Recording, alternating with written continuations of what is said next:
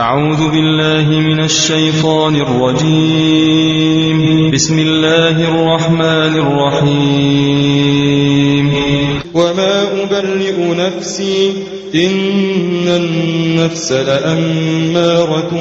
بالسوء إلا ما رحم ربي إن ربي غفور رحيم. وقال الملك ائتوني به أستخلصه لنفسي فلما كلمه قال إنك اليوم لدينا مكين أمين.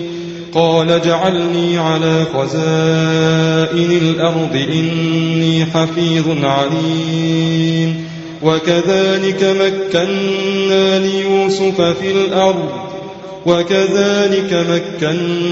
ليوسف في الأرض يتبوأ منها حيث يشاء نصيب برحمتنا من نشاء ولا نضيع أجر المحسنين. ولأجر الآخرة خير للذين آمنوا وكانوا يتقون. وجاء إخوة يوسف فدخلوا عليه فعرفهم وهم له منكرون. ولما جهزهم بجهازهم قال ائتوني بأخ لكم من أبيكم ألا ترون أني أوفي الكيل وأنا خير المنزلين. فإن لم تأتوني به فلا كيل لكم عندي ولا تقربون. قالوا سنراود عنه أباه وإنا لفاعلون. وقال لفتيانه اجعلوا بضاعتهم في رحالهم لعلهم يعرفونها إذا انقلبوا إلى أهلهم لعلهم يرجعون. فلما رجعوا إلى أبيهم قالوا يا أبانا منع منا الكيل فأرسل معنا أخانا نكتل وإنا له لحافظون. قال هل آمنكم عليه إلا كما أمنتكم على أخيه من قبل فالله خير حافظا وهو أرحم الراحمين. ولما فتحوا متاعهم وجدوا بضاعتهم ردت إليهم قالوا يا أبانا ما نبغي هذه بضاعتنا ردت إلينا ونمير أهلنا ونحفظ أخانا ونزداد كيل بعير ذلك كيل يسير. قال لن أرسله معكم حتى تؤتون موثقا من الله لتأتونني به إلا أن يحاط بكم. فلما آتوه موثقهم قال الله على ما نقول وكيل. وقال يا بني لا تدخلوا من باب واحد وادخلوا من أبواب متفرقة وما أغني عنكم من الله من شيء إن الحكم إلا لله عليه توكلت وعليه فليتوكل المتوكلون. ولما دخلوا من حيث أمرهم أبوهم ما كان يغني عنهم من الله من شيء إلا حاجة في نفس يعقوب قضاها وإنه لذو علم لما علمناه ولكن أكثر الناس لا يعلمون. ولما دخلوا على يوسف آوى إليه أخاه قال إني أنا أخوك فلا تبتئس بما كانوا يعملون. فلما جهزهم بجهازهم جعل السقاية في رحل أخيه ثم أذن مؤذن أيتها العير إنكم لسارقون قالوا وأقبلوا عليهم ماذا تفقدون قالوا نفقد صواع الملك ولمن جاء به حمل بعير وأنا به زعيم قالوا تالله لقد علمتم ما جئنا لنفسد في الأرض وما كنا سارقين قالوا فما جزاؤه إن كنتم كاذبين قالوا جزاؤه من وجد في رحله فهو جزاؤه كذلك نجزي الظالمين فبدأ بأوعيتهم قبل وعاء أخيه ثم استخرجها من وعاء أخيه كذلك كدنا ليوسف ما كان ليأخذ أخاه في دين الملك إلا أن يشاء الله نرفع درجات من نشاء وفوق كل ذي علم عليم قالوا إن يسرق فقد سرق أخ له من قبل فأسرها يوسف في نفسه ولم يبدها لهم قال أنتم شر مكانا والله أعلم بما تصفون قالوا يا أيها العزيز إن له أبا شيخا كبيرا فخذ أحدنا مكانه إنا نراك من المحسنين قال معاذ الله أن نأخذ إلا من وجدنا متاعنا عنده إنا إذا لظالمون فلما استيئسوا منه خلصوا نجيا قال كبيرهم ألم تعلموا أن أباكم قد أخذ عليكم موثقا من الله ومن قبل ما فرطتم في يوسف فلن أبرح الأرض حتى يأذن لي أبي أو يحكم الله لي وهو خير الحاكمين ارجعوا إلى أبيكم فقولوا يا أبانا إن ابنك سرق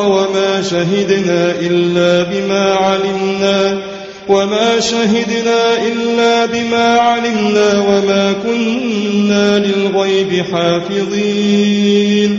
واسأل القرية التي كنا فيها والعير التي أقبلنا فيها وإنا لصادقون قال بل سولت لكم أنفسكم أمرا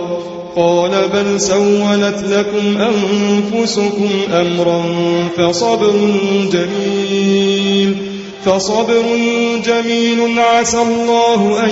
يأتيني بهم جميعا إنه هو العليم الحكيم وتولى عنهم وقال يا أسفا على يوسف وابيضت عيناه من الحزن فهو كظيم قالوا تالله تفتأ تذكر يوسف حتى تكون حرضا أو تكون من الهالكين قال إنما أشكو بثي وحزني إلى الله وأعلم من الله ما لا تعلمون يا بني يذهبوا فتحسسوا من يوسف وأخيه ولا تيأسوا من روح الله إنه لا ييأس من روح الله إلا القوم الكافرون فلما دخلوا عليه قالوا يا أيها العزيز مسنا وأهلنا الضر وجئنا ببضاعة مزجاة فأوف لنا الكيل وتصدق علينا إن الله يجزي المتصدقين قال هل علمتم ما فعلتم بيوسف وأخيه إذ أنتم جاهلون قالوا أئنك لأنت يوسف قال أنا يوسف وهذا أخي قد من الله علينا إنه من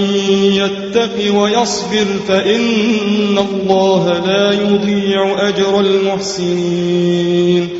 قالوا تالله لقد آثرك الله علينا وإن كنا لخاطئين قال لا تثريب عليكم اليوم يغفر الله لكم وهو أرحم الراحمين اذهبوا بقميصي هذا فألقوه على وجه أبي يأت بصيرا وأتوني بأهلكم أجمعين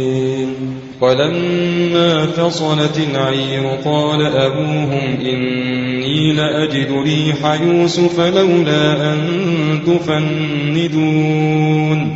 قالوا تالله إنك لفي ضلالك القديم فلما أن جاء البشير ألقاه على وجهه فارتد بصيرا قال ألم أقل لكم إني أعلم من الله ما لا تعلمون قالوا يا أبانا استغفر لنا ذنوبنا إنا كنا خاطئين قال سوف أستغفر لكم ربي إنه هو الغفور الرحيم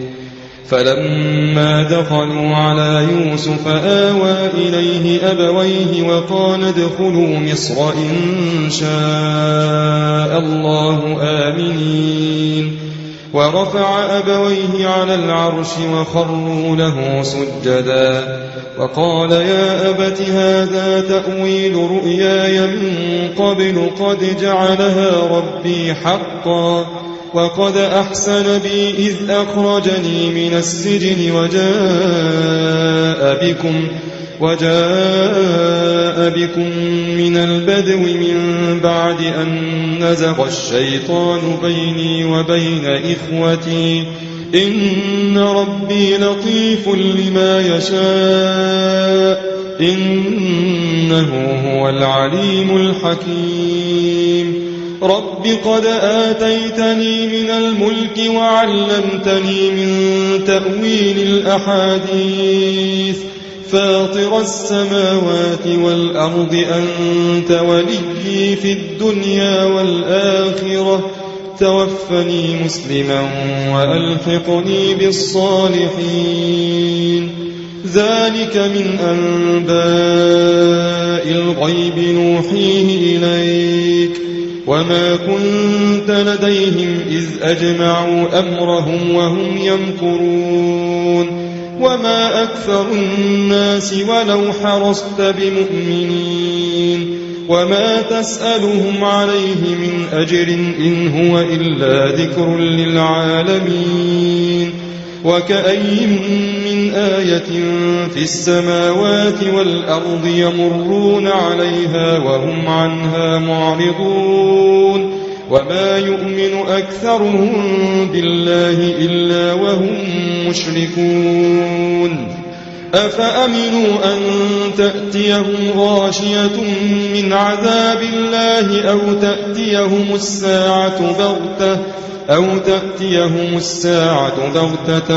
وهم لا يشعرون قل هذه سبيلي أدعو إلى الله على بصيرة أنا ومن اتبعني وسبحان الله وما أنا من المشركين وما أرسلنا من قبلك إلا رجالا نوحي إليهم من أهل القرى أفلم يسيروا في الأرض فينظروا كيف كان عاقبة الذين من قبلهم ولدار الآخرة خير للذين اتقوا أفلا تعقلون حتى إذا استيأس الرسل وظنوا أنهم قد كذبوا جاءهم نصرنا فنجي من نشاء ولا يرد بأسنا عن القوم المجرمين لقد كان في قصصهم عبرة لأولي الألباب ما كان حديثا يفترى ولكن تصديق الذي بين يديه وتفصيل كل شيء وهدى ورحمة لقوم يؤمنون. بسم الله الرحمن الرحيم. ألف لام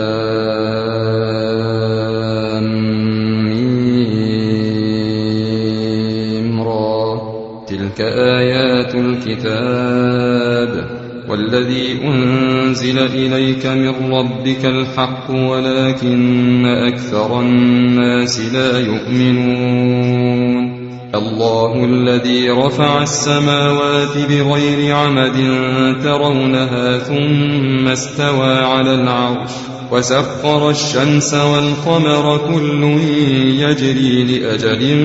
مسمى يدبر الأمر يفصل الآيات لعلكم بلقاء ربكم توقنون. وهو الذي مد الأرض وجعل فيها رواسي وأنهارا ومن كل الثمرات جعل فيها زوجين اثنين يغشي الليل النهار إن في ذلك لآيات لقوم يتفكرون. وفي الأرض قطع متجاورات وجنات من أعناب وزرع ونخيل صنوان وغير صنوان يسقى بماء واحد ونفضل بعضها على بعض في الأكل إن في ذلك لآيات لقوم يعقلون. وإن تعجب فعجب قولهم أإذا كنا ترابا أإنا لفي خلق جديد أولئك الذين كفروا بربهم وأولئك الأغلال في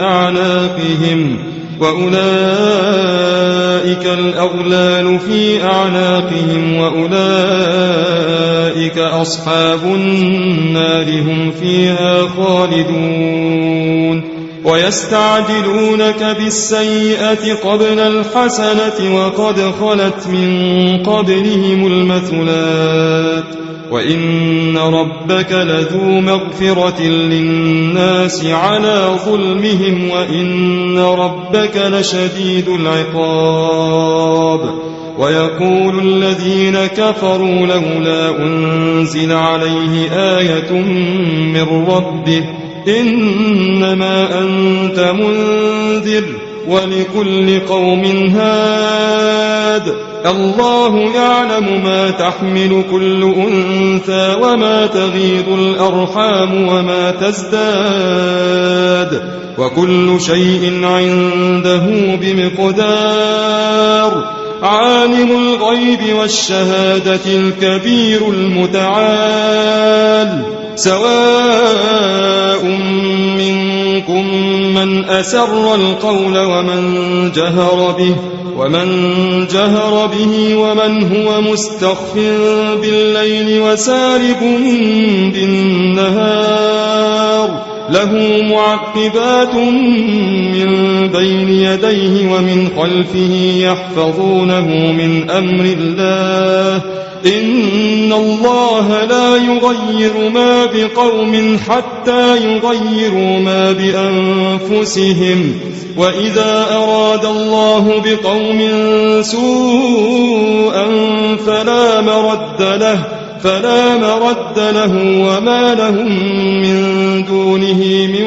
وال هو الذي يريكم البرق خوفا وطمعا وينشئ السحاب الثقال ويسبح الرعد بحمده والملائكة من خيفته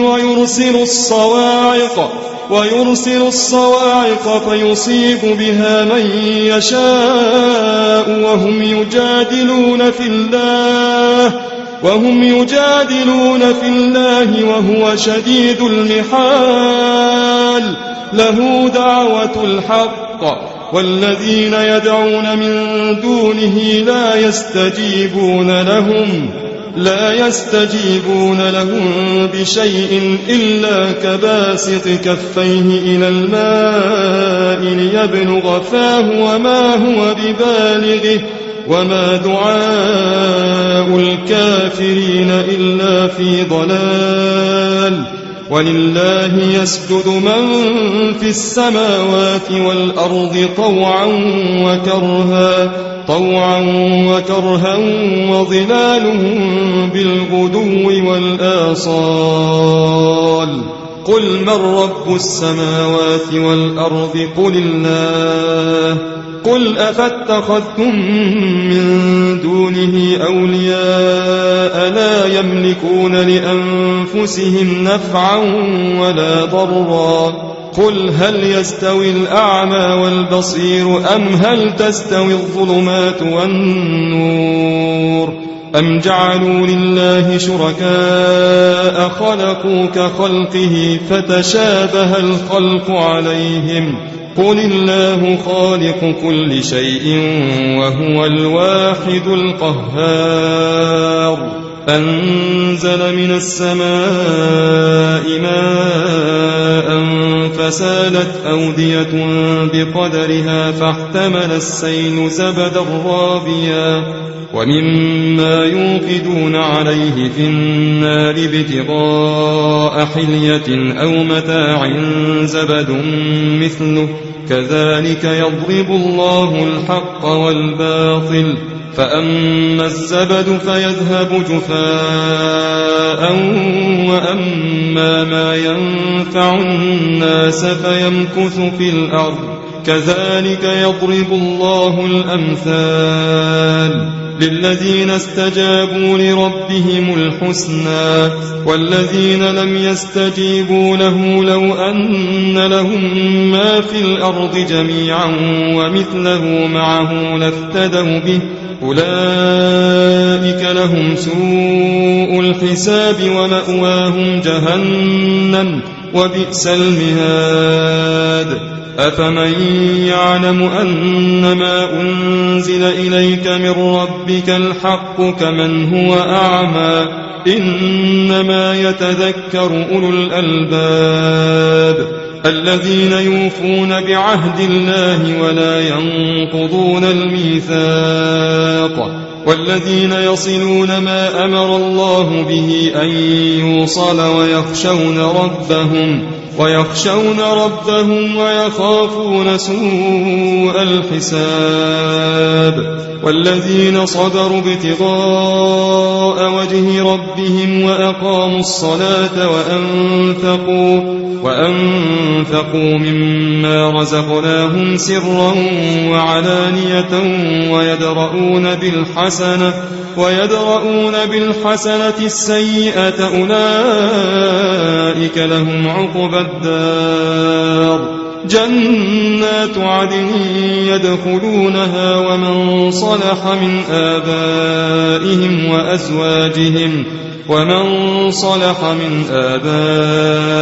وأزواجهم وذرياتهم والملائكة يدخلون عليهم من كل باب سلام عليكم بما صبرتم فنعم عقبى الدار والذين ينقضون عهد الله من بعد ميثاقه ويقطعون ما أمر الله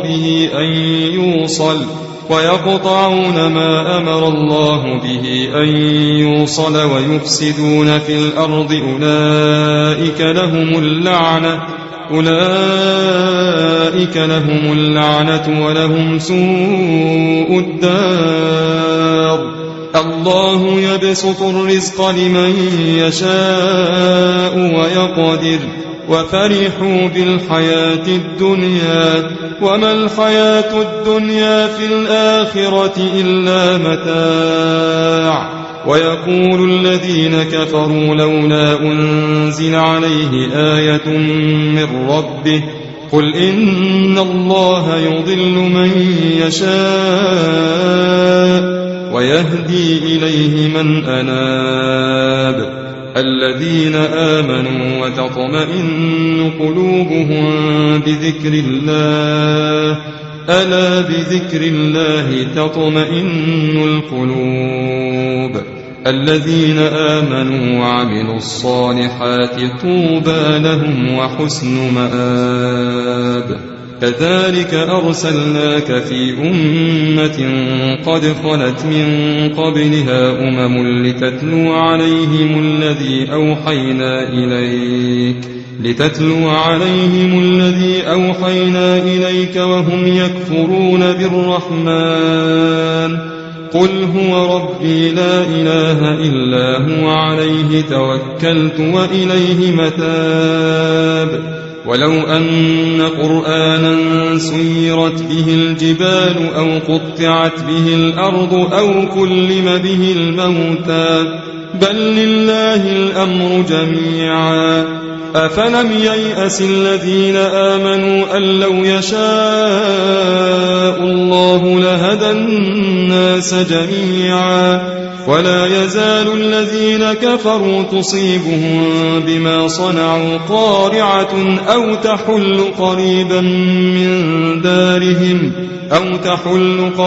من دارهم حتى يأتي وعد الله إن الله لا يخلف الميعاد. ولقد استهزئ برسل من قبلك فأمليت للذين كفروا ثم أخذتهم فكيف كان عقاب. أفمن هو قائم على كل نفس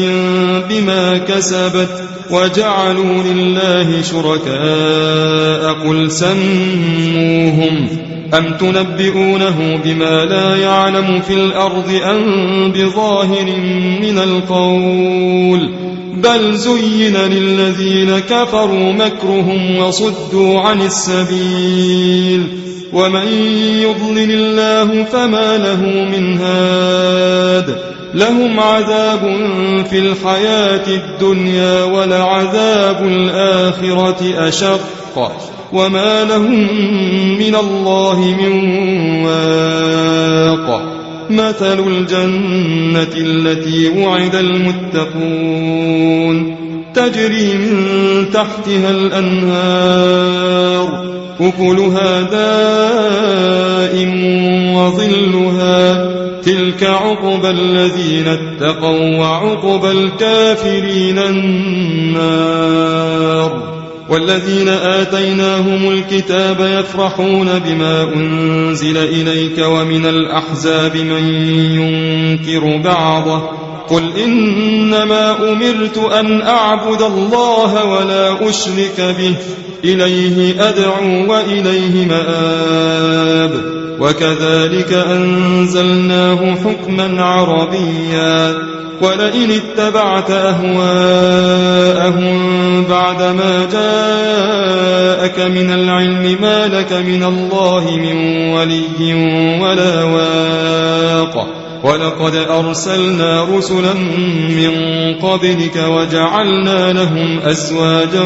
وذرية وما كان لرسول أن يأتي بآية إلا بإذن الله لكل أجل كتاب. يمحو الله ما يشاء ويثبت وعنده أم الكتاب وإما نرينك بعض الذي نعدهم أو نتوفينك فإنما عليك البلاغ وعلينا الحساب أولم يروا أنا نأتي الأرض ننقصها من أطرافها والله يحكم لا معقب لحكمه وهو سريع الحساب وقد مكر الذين من قبلهم فلله المكر جميعا يعلم ما تكسب كل نفس وسيعلم الكفار لمن عقبى الدار ويقول الذين كفروا لست مرسلا قل كفى بالله شهيدا بيني وبينكم ومن عنده علم الكتاب. بسم الله الرحمن الرحيم. ألف لام را كتاب أنزلناه إليك لتخرج الناس من الظلمات إلى النور بإذن ربهم إلى صراط العزيز الحميد الله الذي له ما في السماوات وما في الأرض وويل للكافرين من عذاب شديد الذين يستحبون الحياة الدنيا على الآخرة ويصدون عن سبيل الله ويبغونها عوجا أولئك في ضلال بعيد وما أرسلنا من رسول إلا بلسان قومه ليبين لهم فيضل الله من يشاء ويهدي من يشاء وهو العزيز الحكيم ولقد أرسلنا موسى بآياتنا أن أخرج قومك من الظلمات إلى النور وذكرهم بأيام الله إن في ذلك لآيات لكل صبار شكور وإذ قال موسى لقومه اذكروا نعمة الله عليكم إذ أنجاكم من آل فرعون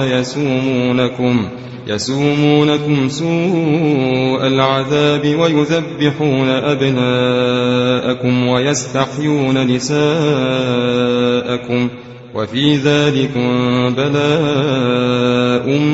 من ربكم عظيم وإذ تأذن ربكم لئن شكرتم لأزيدنكم ولئن كفرتم إن عذابي لشديد وقال موسى إن تكفروا أنتم ومن في الأرض جميعا فإن الله لغني حميد ألم يأتكم نبأ الذين من قبلكم قوم نوح وعاد وثمود والذين من بعدهم لا يعلمهم إلا الله جاءتهم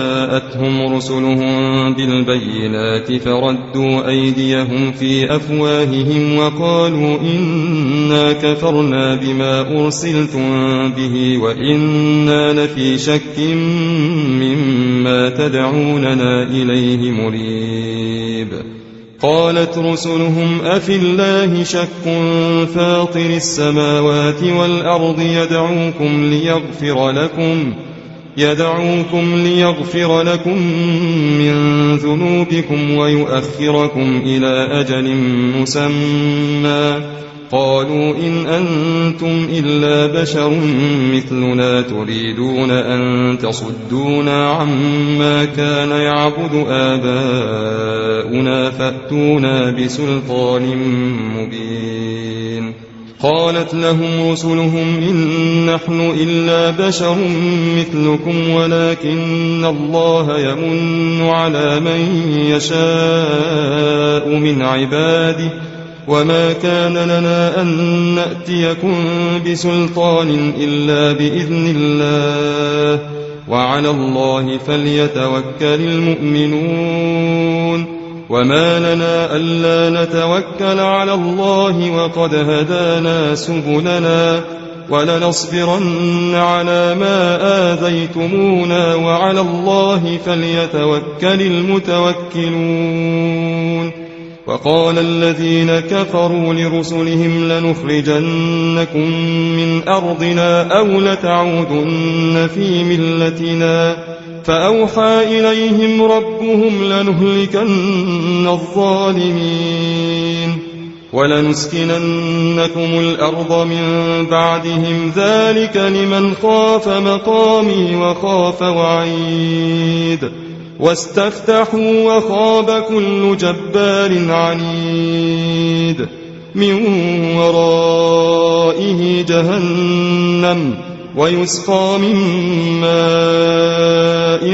صديد يتجرعه ولا يكاد يسيغه ويأتيه الموت من كل مكان وما هو بميت ومن ورائه عذاب غليظ مثل الذين كفروا بربهم أعمالهم كرماد اشتدت به الريح في يوم عاصف لا يقدرون مما كسبوا على شيء ذلك هو الضلال البعيد ألم تر أن الله خلق السماوات والأرض بالحق إن يشأ يذهبكم ويأتي بخلق جديد وما ذلك على الله بعزيز وبرزوا لله جميعا فقال الضعفاء للذين استكبروا إنا كنا لكم تبعا فهل أنتم